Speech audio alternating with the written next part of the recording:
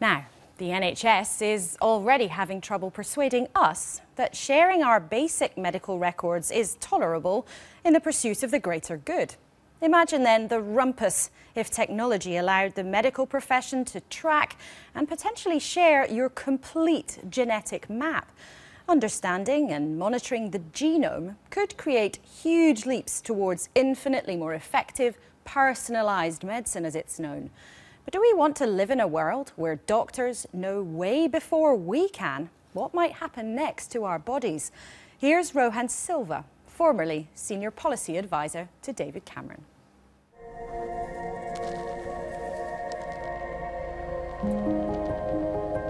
Our genome is what makes us all unique. It's our complete genetic code. Every single protein, every cell in our body is programmed by our genes. It took billions of pounds to map the first human genome. Soon, we will map anyone's genome for just a few hundred. This is the holy grail of modern medicine, an era of individual, personalised treatments based on your genetic code. The possibility of not just treatment, but cures for some of our deadliest diseases. But such a leap forward may come at a price.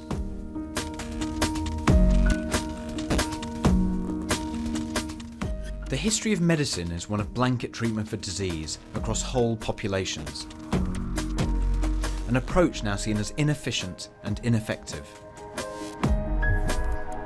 The advent of quick, cheap genetic sequencing will mean that the treatment of disease can be targeted to individuals.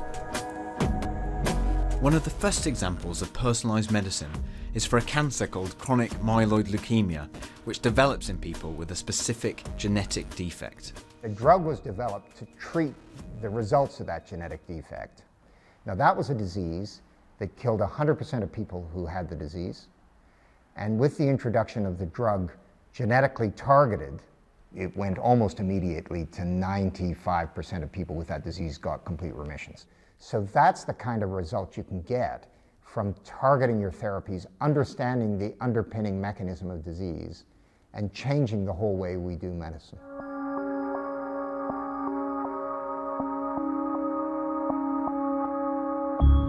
Some predict that soon we will all be encouraged to have our genome sequenced. It may be possible one day for doctors to start treating us even before we begin to feel ill. Professor Sir John Bell is one of the most important voices in world genetics. He's also the government's chief advisor on health research. He says even at the earliest stages of life, our propensity for certain conditions can be identified, as can many other things that make us human. It's now possible to take a blood sample from a pregnant mom to reassemble the genome of the fetus, so you can use it for screening for conditions like Down syndrome. It could be, in theory, used for all the genetics of the fetus. You know, will the child have red hair? Will they have blue eyes? You know, those sorts of things. So what you're saying is that genetic selection before a child is born may well become more likely. I think that's going to be challenging for society to deal with, undoubtedly. Society will want to govern what it views to be an acceptable process of engineering one's children, shall we say.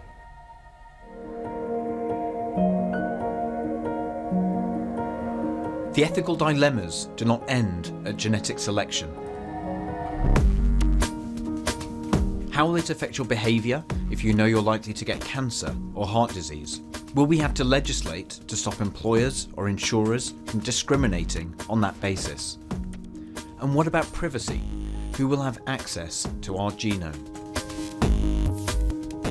In the genetic age, we'll be logged, monitored and analysed, right down to the very fabric of our DNA. Our genetic strengths and weaknesses mapped out in digital form. But how ready are we to manage that information? How ready are we to have all our body secrets stored on file? The genetic data that we're talking about would be available for people to use to develop new approaches to diagnosis and therapy, which I think is in everybody's interest. The digital age is allowing us to do that. There's an enormous amount of information available that could actually lead to your identification and people knowing things about you that you would prefer them not to know about you as a person. I think the risks of that properly managed are extremely small.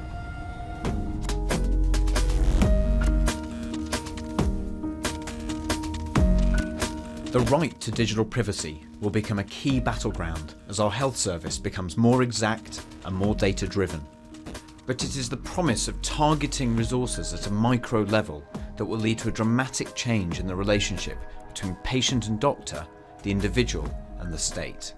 All that moves this healthcare system from a healthcare system which was wholly appropriate for the 1950s and 1960s, but which now has to move to another paradigm. And I think individual ownership of their healthcare issues will be driven by the genetic revolution.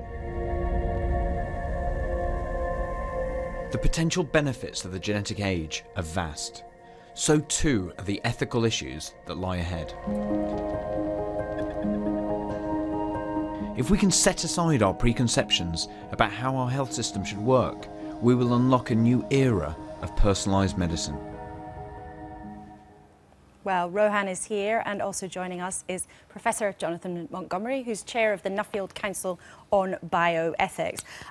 Rohan, this all sounds like something with huge opportunity, but also huge risk. I mean, the authorities don't exactly have a great track record of looking after our data. So why do you expect the public to be happy for medics and then the state and drug companies to have access to the most intensely personal data? Well, I think genetic information is really interesting because, in a sense, of course it's going to unleash great benefits, personalised medicine, preventative treatments and so on. But at the same time, it's not categorically different, I'd say, to other types of health information. If someone was to take my blood sample, they'd be able to tell whether I've been drinking today, whether I'm on drugs.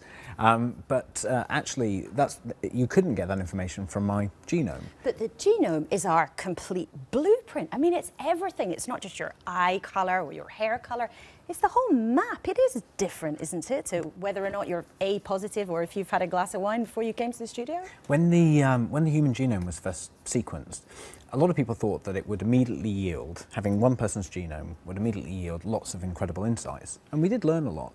But what scientists are increasingly of the view is that we need lots of genomes in a big database to find out linkages and patterns.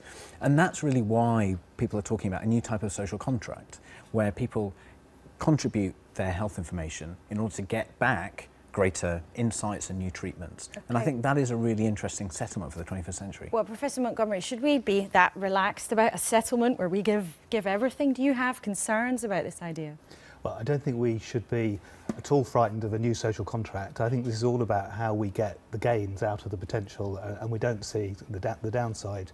Now, this isn't entirely new as an idea. If you take a family history, you'll find out how likely someone is to be affected by an inherited condition. It's doing it better, and it's doing it slightly more technically.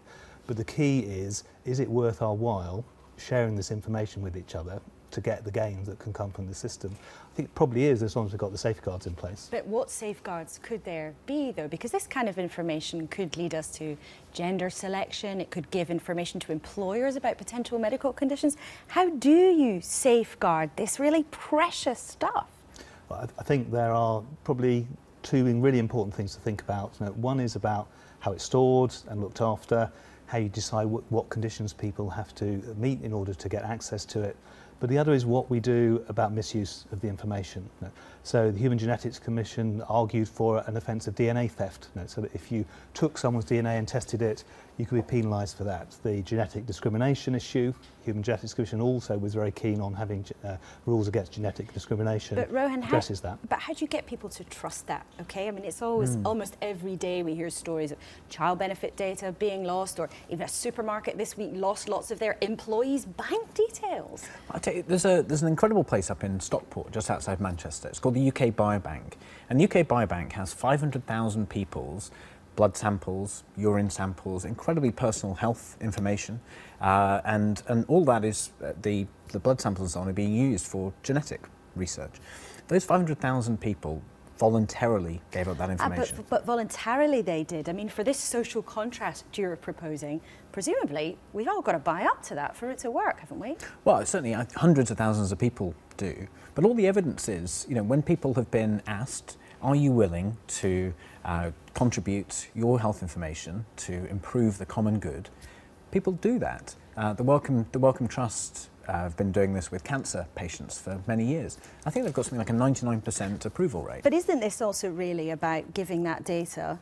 In order to make scientific advances, it has to be given to drug companies, and this is also about potential business and profit. And do you expect people to feel comfortable about that? Give me your DNA so that huge companies like Glaxo can make money out of it? Well, we do know that people are suspicious, but they also make that deal all the time with their banks, with their supermarkets. But this so isn't about, you know, your Nectar it card or your Tesco loyalty card. It's different, isn't it? Well, your genome probably is pretty hard to read. No, and it is personal to me, but most of it is also common to my family. It's common to all human beings. It's even common to primates. So actually, you have to be pretty skilled at interpreting this to be able to work out something that will track back to me. So I think we can control the uses of it much more than you might imagine. Okay, thank you both very much indeed. I'm assuming you'll both happily sign up to it, so maybe you can share that with us if and when it actually happens. Thanks for coming in. Now, even 140 little characters can be hard to ignore. The Turkish Prime Minister certainly